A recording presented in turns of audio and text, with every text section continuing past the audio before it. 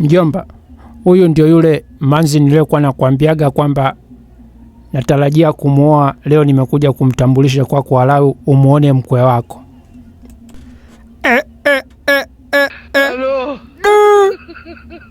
Anko, njoo tuongee kwanza pembeni mjomba. Samani mkwe, dakika moja mkwe, tuna maongezi ya kifamilia. Sasa unajua mjomba, mimi wewe ndio nimekulea, mimi ndio baba yako, mimi ndio mama yako.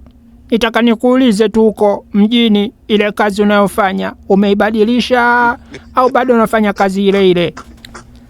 Sasa mjomba, masuala ya kazi na mimi kumleta huyu mchumba wangu hapa kwako inahusiana vipi mjomba? Sasa sikiliza, we mjomba wangu bwana, hebu cheki toto lile, cheki mko lioniletea mjomba.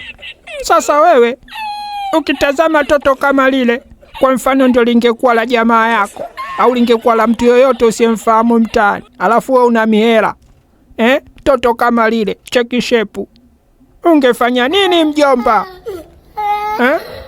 Nyinyi vijana ndio maana kuna wakati mwingine waga mnakuwa na magonjwa ajabu hata mjielewi. Mara utaanza depression, mara manini, kazi yenyewe una mara winga, mara sijui bodaboda, mara sijui mara unapiga debe, yani ueleweki. Kipato buku 3, chumba kimoja, alafu unataka mjomba toto kama hilo. Hisi unatafuta matatizo wewe? Unatafuta magonjwa ya ajabu ambayo yaendani na umri wako mjomba.